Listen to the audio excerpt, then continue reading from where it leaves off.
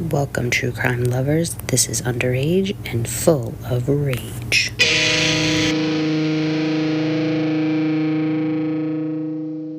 Welcome, everyone, to another episode of Underage and Full of Rage, the podcast where the convicted are minors and their crimes are anything but. I am your host, Becky, and with me, as always, is my co-host, Adam. Hello. And today's story is definitely fucked. There's no real way to say it. We will be talking about the unthinkable murder of Skylar Neese. So, are you ready for it? Yes. Have you ever heard of this case? No. I feel like majority of the cases we're going to do, you have not heard of. I have not.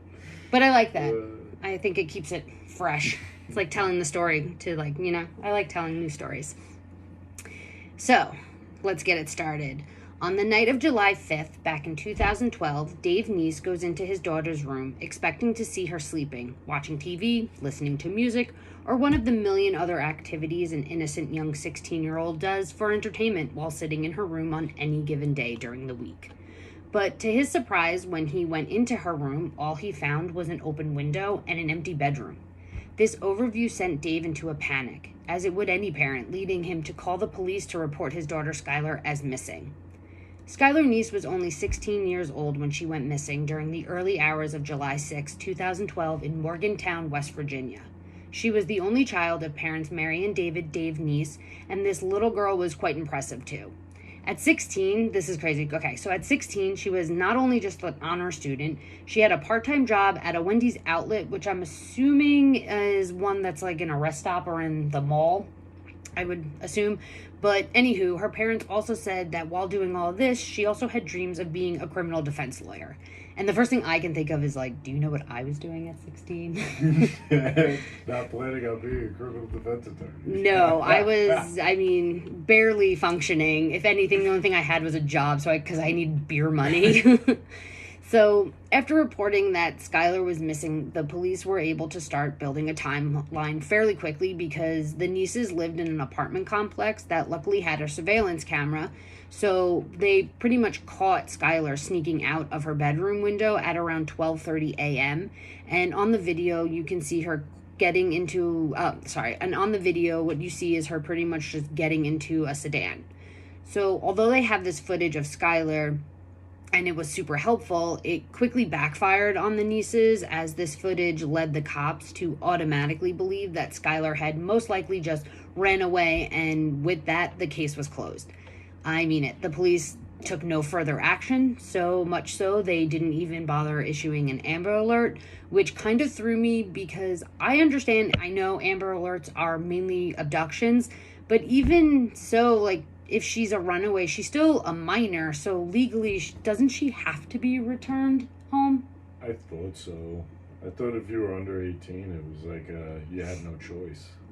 Yeah, unless you were emancipated or something, which clearly she was not emancipated. Yeah, because it's one of those, if they find you, they return you. It's not, just because you're... they return you like a piece of mail. But you know what I'm saying. So yeah, they bring you home. Yeah. So I found it weird that they weren't, I understand, a lot of times with runaways, they're just they'll show up again or something, but I feel like when it comes, that more so with adult runaways, but when it's a minor, it doesn't matter, is what my impression was. I don't know, West Virginia might have different rules. Yeah, I thought minors were minors, so it didn't matter. Right? Okay. So, regardless, again, the cops did nothing after this, even though Skylar's father, Dave, insisted that his daughter did not run away, and it was more than likely he felt that she was on the receiving end of some type of mishap or something. It just it did not make sense. He knew for a fact his daughter did not run away. And he wasn't sure what... nope. Sorry. So without the police's... Oh my God, I can't speak. So without the police's help, Mary and Dave, with the help of family and friends, began searching for Skylar completely on their own. They began handing out missing persons flyers, as well as putting up missing persons posters all over town, and they even set up a Facebook page, but unfortunately it was to no avail. Skylar was gone, and no one knew where she was. It wasn't until January 16th of 2013, so that's 6 months and 10 days after she disappeared, that the body of a young girl was found in Wayne Township, which turns out to not be in West Virginia, but it is actually located in Greene County, Pennsylvania. However, this isn't as crazy of a location as one would think, because Wayne Township, although not in West Virginia, is right over the border. So in actuality, it's actually not that far from Morgantown, and not out of the realm that the young girl that was found could in fact be Skylar. When the body was discovered, the amount of stab wounds present was astonishing, and the body was apparently hidden under some rocks, dirt, and twigs, leading to the assumption that this was most likely done purposefully. So now, I am not sure why it took so long, but finally on March 13th, the police announced that the body that was found in Greene County, PA, was in fact the body of Skylar Neese. Again, why did it take so long to confirm it was her body? If they found it in January, you would think to identify the body or at least rule out that it is Skylar. It would be a fairly quick process considering it's 2012 or 2013 at this point. You know, they have dental records, DNA, they have something to compare it to. So for me, the only reason I can think of is that they knew or at least had a very strong suspicion of who was responsible for her death, and therefore they didn't want the suspect or suspects to know that the cops had found her body, right? Yeah, that makes sense.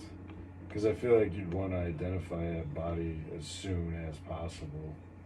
Yeah, just also, at least if you're not going to announce it, just to give the family the relief, or either relief either way. Even if you get a name and that name pops up on another case somewhere, wherever, hey, there's a body for this case now. Yeah. Actually, you know what I mean? So, yeah, I'm like, unless maybe it took them that long to formally announce it, but, like, people who needed to know, like, parents and stuff, found out sooner. Maybe, I don't know. I just thought it was really odd because I was like, wow, that's super late from the time it was found, you know, from the time the body was found to when they announced it. But again, who knows what they were doing behind the scenes. Yeah, you never know. So sources said that back in September of 2012, the FBI had ended up being called in to join the search for Skylar. However, I couldn't find anything on how or why the focus changed from her being a runaway to officially a missing person.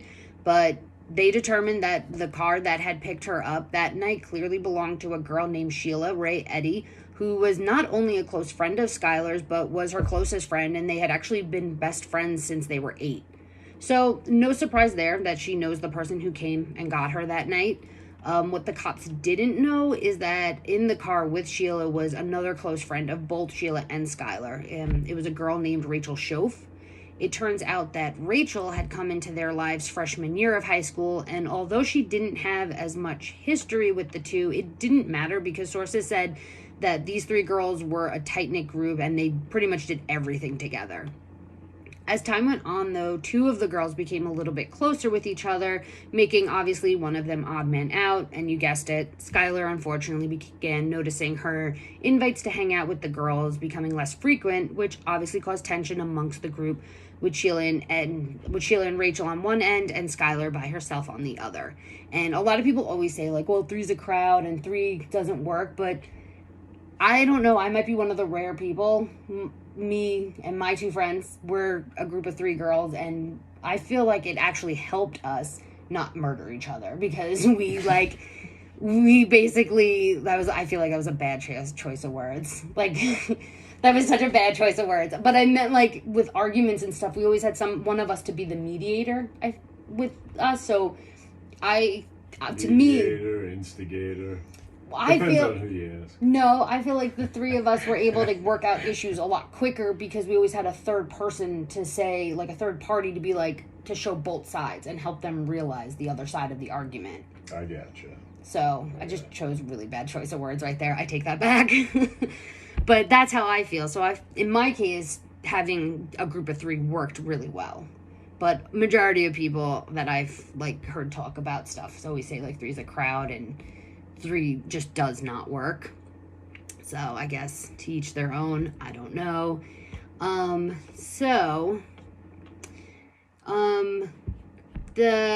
Going on now, so as obviously the tension grew, Skylar's tweets started to show the cracks that were forming in the trio's friendship, In fact, 2 days before she was unfortunately murdered, July 4th, 2012, Skylar tweeted, "It really doesn't take much to piss me off, and sick of being at fucking home. Thanks, friends," and friends is in quotations, and then it says, "Love hanging out with you all too." So clearly Skylar was ditched again and taking to Twitter to voice her frustration with her friends. This tells me the two girls were in the process of dropping Skylar, so they did what normal shithead 16-year-olds do. They gradually stop hanging out with that person, and usually what happens normally is that eventually you just stop hanging out altogether, and then months go by, and it's almost as if you never knew that person. I mean, I feel like everybody's been through that. Yeah. Either you're the one getting dropped. That's a very teenage thing to do. Yeah, either you're doing the dropping or you're getting dropped. But at some point, point in life, I feel like everybody's gone through that with friends. Yeah, definitely. So, especially as teenagers. Right. So, I lost my place. Okay. But in Skylar's case, her friends obviously took it one step further, and simply dropping her for some reason just wasn't going to be enough. So the day before Skylar was killed, she tweeted, "You doing shit like this is why I can never completely trust you." Now, who this is directed towards is not clear, but I think we can guess, and it sounds like Rachel and or Sheila probably made plans with her only to, leave her behind once again. So hours just before her death, she actually tweeted, "All I do is hope," which turned out to be a retweet from another friend, and in my opinion, the meaning behind this one is probably the most unclear. I don't know if it's a reference to just hoping they can get back on track with their friendship or what, but I just found it a little ominous. I feel like it's a very vague statement. Yeah, so when Sheila was questioned by the cops, she apparently claimed that they were right. She did pick Skylar up that night, but they were only together for about an hour or so. And then Sheila claimed she dropped Skylar off down the street from her house. After receiving this information, police felt that they needed to focus on Skylar's circle of friends and began interviewing them, which led them to discover the close friendship between the three girls. So after Skylar's body was discovered, Rachel apparently broke down during a police interview and ended up admitting to murdering her best friend Skylar, which... Jesus. Yeah, just blurted it out. And she also admitted that she did it with the help of their other best friend, Sheila Eddy. So the girl who was best friends with Skylar since they were 8 years old. That is horrible. Could you even imagine? No. Could you even imagine? No. That is god-awful. So, what is also awful about all of this is that not only did these girls essentially conspire to kill their best friend, but according to Rachel's confession, they had been planning her murder for months. And I mean months prior to the night it occurred. That is sick. That's, wow. That is sick dedication. Yeah, and Rachel also made it clear that when they picked Skylar up that night, they did so with every intention of murdering her. They had an understanding that night that she would not live to see tomorrow, which is so fucking twisted. I can't wrap my brain around it, and I think it's completely insane. Yeah, because it is. That it's one of those where I just could never imagine, because again, I said I have a trio, and I just could never imagine one conspiring with one to kill another, or vice versa, being on the receiving end of it. I just, you think you know people. Yeah, you think you do. Clearly you don't. And what leads you to that is the solution is the weirdest thing for me. Yeah, why is, the answer to it murder? Think of how many people you just stopped hanging out with. People you, again, probably known since elementary school, and then you hit high school and you're you just go your separate ways. You could have just stopped talking. You could have just ignored. You could have even said, "I don't like you anymore. I don't think we should ever hang out, anything." Exactly. And so, So, Rachel continued to tell the investigators that after they picked up Skylar, the three girls drove to their usual hangout spot, which makes sense. That's what you do when you're 16, who didn't have a regular place they always went with their friends, to go and chill. So the unusual thing, which I think is about their chill spot, was that it was located on the border of West Virginia and Pennsylvania. So Rachel and Sheila had discussed this would be the perfect place where they would go through with their plan and kill Skylar. So what actually happened after they picked up Skylar that night, the story goes, they drove out to a rural area, parked, and then actually walked into Pennsylvania. Apparently they were talking for a couple of minutes when Rachel and Sheila, out of nowhere, just begin attacking Skylar. That just sounds so frenzied, especially what I'm picturing in my head. Like, see frantic, like, arms just swinging and stuff. Yeah, and like, how confused you must be at first. Like, what in the fuck is happening right now? Why are my friends attacking me? Yeah, and then it's like sheer terror when you realize that the two people you probably trust more than anything are literally stabbing you to death. Who are finally hanging out with you again, too. Like, what the fuck? It's just, I don't know. It's just mind-blowing. What she must have been feeling during those times is just terrifying. So the original plan for that night that they had decided was to, after they brutally killed their best friend, was to bury her out there in the dark wooded area. But for them, unfortunately, I guess, but fortunately for everybody else, the ground was too hard, so they couldn't penetrate it. So instead, just to add another level of shitheadery, they just threw some dirt and twigs over her and called it a fucking night. How disgusting. That's really terrible. Like, oh, no big deal. Let's just go. We're Whatever. Good. Move on. Yeah. And I just feel like these two assholes then proceeded to return home and act as if nothing even happened. And I don't understand how you do that. How do you murder your best friend and then just go about your life as if everything's normal? And they were so nonchalant and normal afterwards that I have to mention just how active both of them were on Twitter.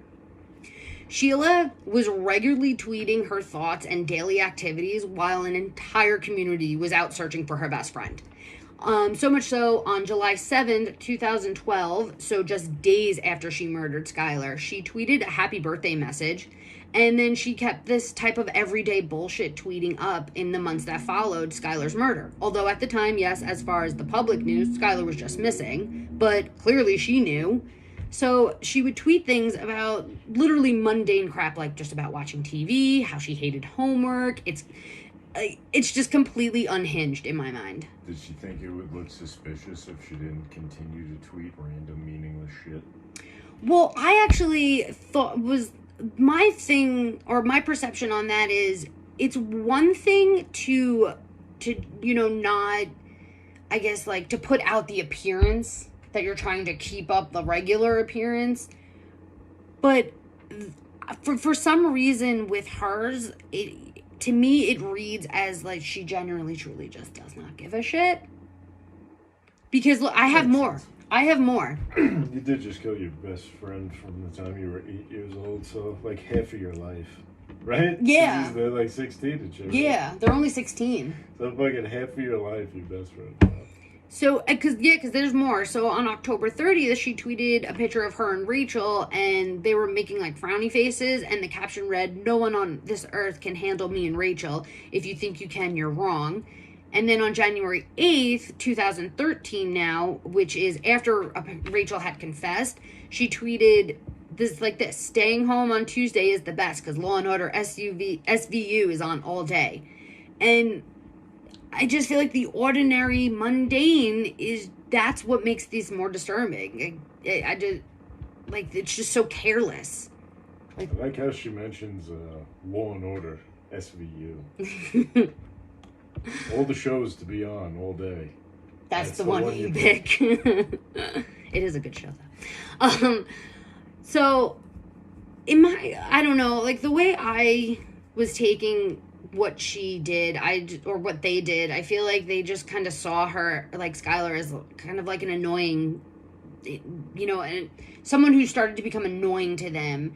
And instead of growing apart naturally, like you do with so many friends, they took it upon themselves to just get rid of her.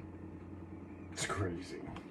She also, where was I? So, like, the tweets don't end there. Like I said, they just keep coming. After the U.S. Attorney's Office announced that the remains were those of Skylar's, Sheila proceeded then to tweet, "Worst day of my life," or my whole life, followed by a collage of pics of her and Skylar with the caption, "Rest easy, Skylar. You'll always be my best friend. I miss you more than you could ever know." I mean... Right.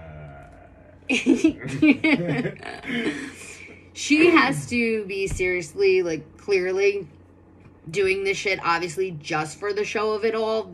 That's why I think, I don't know if it's a retrospect thing. It's probably more retrospect, but in the moment, like, I don't know if to people this appeared sincere, if this appeared to be, I don't know, because even while your friend's missing, you would think your tweets would be geared more towards, where like... are you? Come home. I miss you. That type of shit. Not like...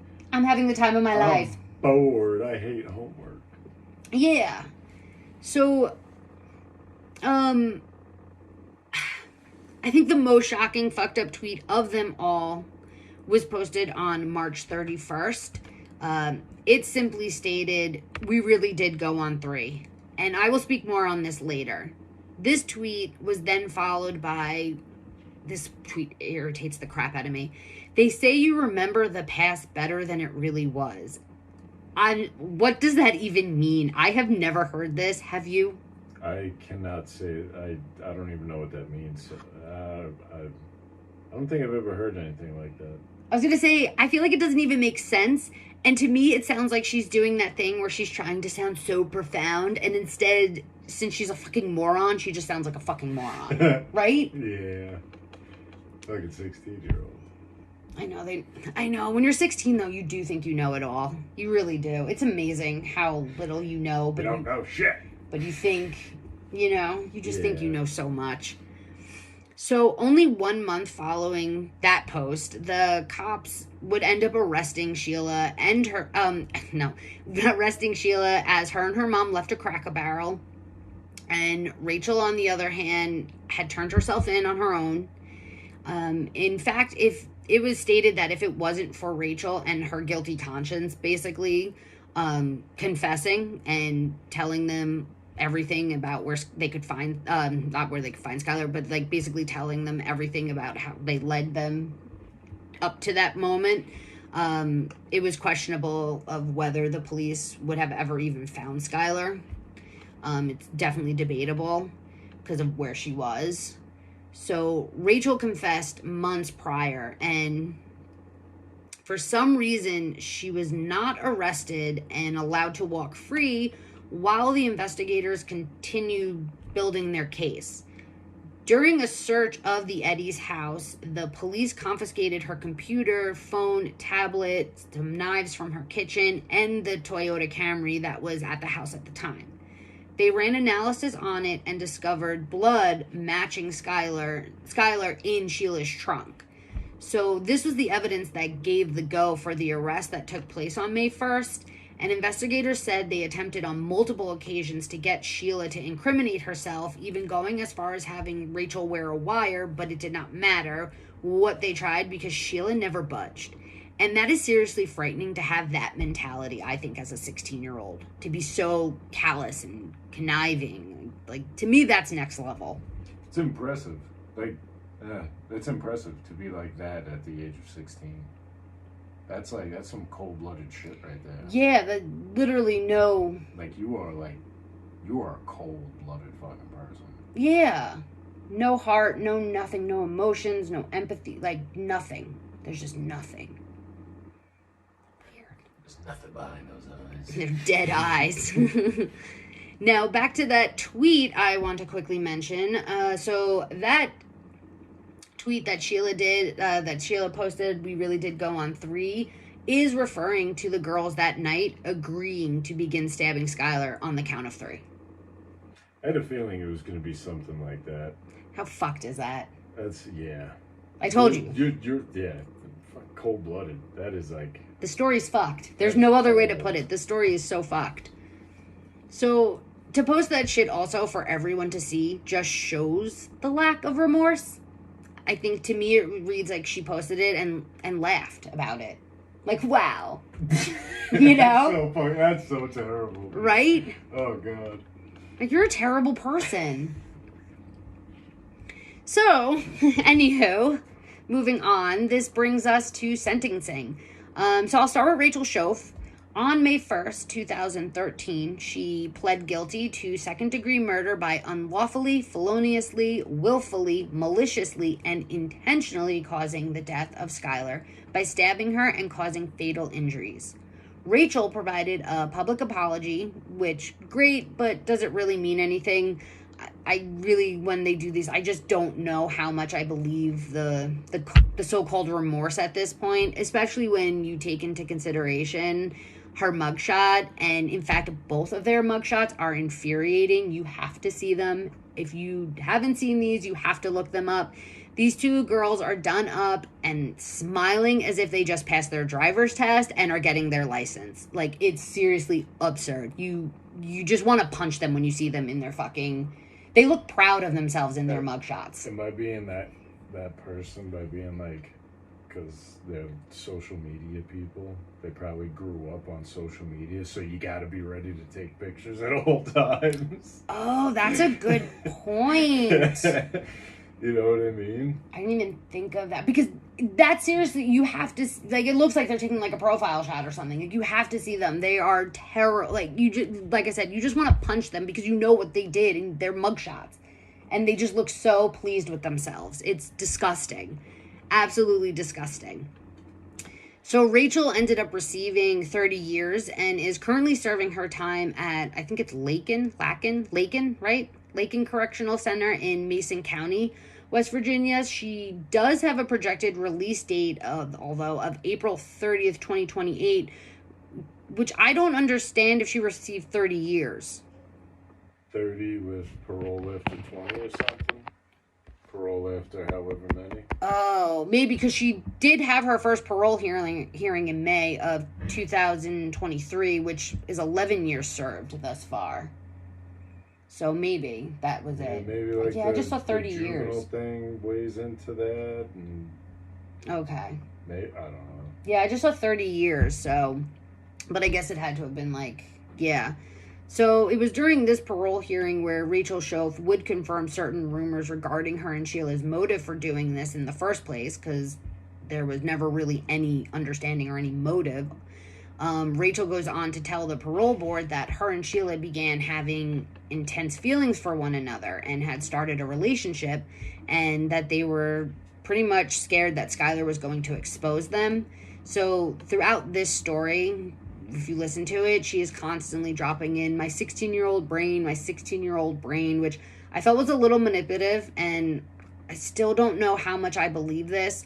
I understand her background is she was religious, and I can understand being fearful of family finding out. I get that, but I don't know how much I buy it, because according to the Skylar's like family and stuff, like she already had gay friends, and I just don't know if she would like necessarily out them like that. I could see her still getting annoyed though, because she's being left out. I think it was more of her being left out, which is what annoyed her. I don't think it annoyed her that they were like falling for each other. Yeah, it seems like it's a left out thing more than anything. Not like a love triangle, more like a why the hell aren't we all hanging out anymore? Yeah, and apparently the parole board, kind of felt the same, because they denied her in 2023, and then again last year, they denied her as well, and she won't be eligible again until this year, which I'm not sure when, so I probably should have looked that up, sorry. But with her release date honestly being in 2028, I say just leave her there and stop dragging the Neese family through this shit every fucking year. In my mind, if you're truly remorseful and you want to do everything in your power to make this right again, then shut the fuck up, serve your time for the crime you committed, and leave the Neese family alone. Because they get dragged to those parole meetings. Yeah, you gotta redo that every year. That's garbage on the family. Like, that's garbage for the family that's gotta go through that every single time. Yeah, every year they have to, bring this back up. They have to sit there and fight for their daughter all over again, and they can't just, like, let her rest in peace, and they can't just go about their lives again. Like, they have to constantly keep revisiting this. A heinous murder. Yeah. Heinous murder. What's, like... Yeah. So, in my mind, exactly, that would show everyone that you feel so awful about what you have done to these people that you don't want them to have to relive this shit over and over. So, doing your time, which, by the way, in my mind, was way less than they deserved, I think that shows that you accept what you have done and are willing to take the punishment. Right? Yeah. Okay. Yeah. Like, I just don't understand what's so hard about that. Like, I understand, yeah, you want to get out, but right now, I just feel like it's not about you, and that's the point. Yeah, you may want to get out, but there's somebody who's never coming back at all. Yeah, exactly.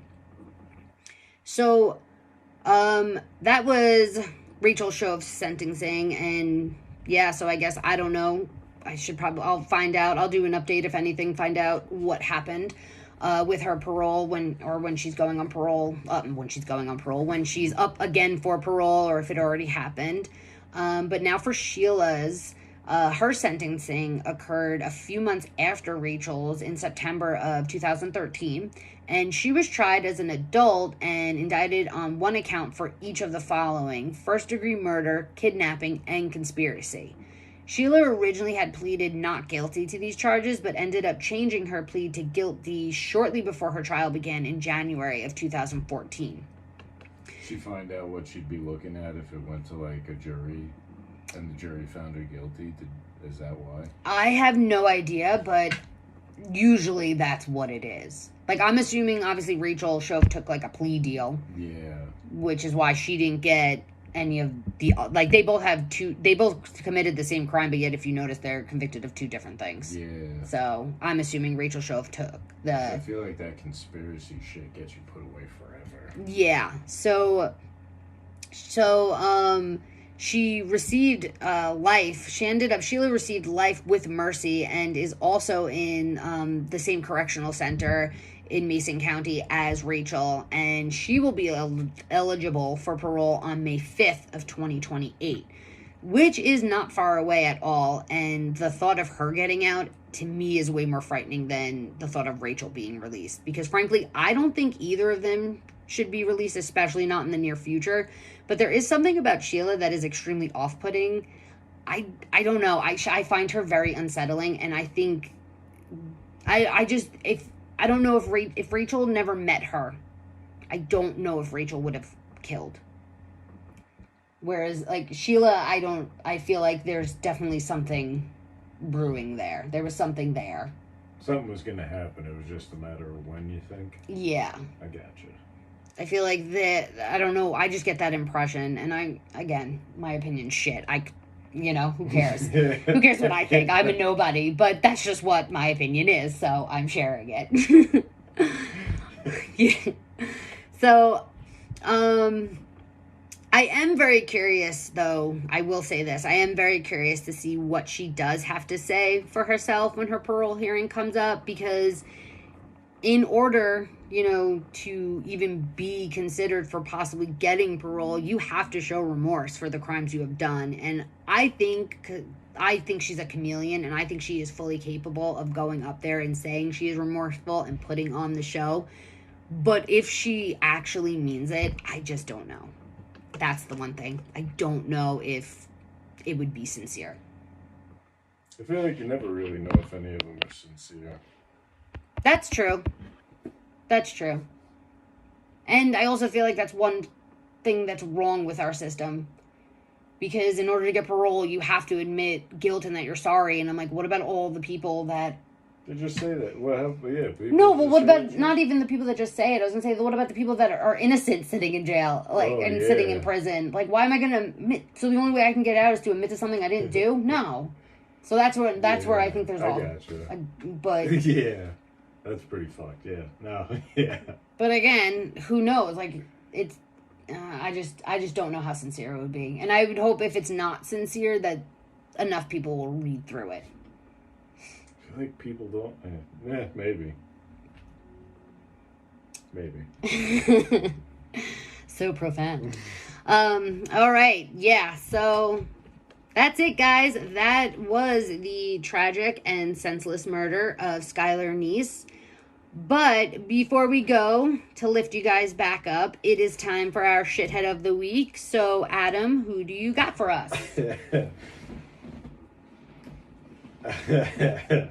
Oh, man. So this is a good one. James Paul Leach out of Pinellas County, Florida. Oh, God. $50,000 bail for felony poisoning. You ready for this one? Felony poisoning? I didn't even think that. How's that a thing? So, how much poison do you have to do? I feel like everybody's got some member of their family where they're like, oh, I fucking hate that person, but they don't really mean it. It's just like, oh, God, you know? Yeah, they're annoying, but I'm not going to, like, poison them. Yeah. Well, this dude took it to a different level. Oh, my. It was his nephew. What? And, yeah. You don't even have to be around that person. So, he couldn't stand. Apparently, he had a bunch of issues with him and hated him. How old is this nephew? It didn't say. Oh my God. I'm pretty sure he's a minor though. So, this dude decided I'm getting sandwiches, so he got him a meatball sandwich and dumped a bunch of eye drops all over it, so the nephew would shit his pants and puke his brains out. Wait, that was his master plan? Yeah. And when he got arrested, he immediately asked for an attorney. Wait, so the nephew knew? No, the nephew, they had to like call an ambulance and shit. He ate it. The ambulance got there. Did he get like violently ill? Yeah. And he just thought he was going to shit his pants, like throw up and stuff. Oh my God. So then he got arrested for, so he basically poisoned. Felony poisoning. Because he tried to make his nephew that he hates shit himself and puke. I just like, I don't understand. I like, what? I just don't. And he was caught putting the eye drops on the sandwich on a security camera. No. So did they run like a toxicology report or something on the guy or the kid? I'm assuming. I didn't find any details or anything. I wonder if they originally thought somebody at the sandwich shop like fucked with his sandwich because like people are, you know, trying to make a video or something and they fucked with his sandwich and then going viral. And then within that they ended up catching him. Wait, was he in the sandwich shop loading, just sitting there with eye drops? It kind of sounds like it from what I read. What a fucking idiot. It was very fuzzy on the details, but yeah. When did this happen? This was a couple years ago, 3-4 years ago. Oh my God, what a moron. Fucking Florida. How like, I don't know, like, if you even, I could never, like, how much can you hate your nephew? What could your nephew possibly do? It's your nephew. And he's like, yeah, I don't know. How old's this guy? I don't remember.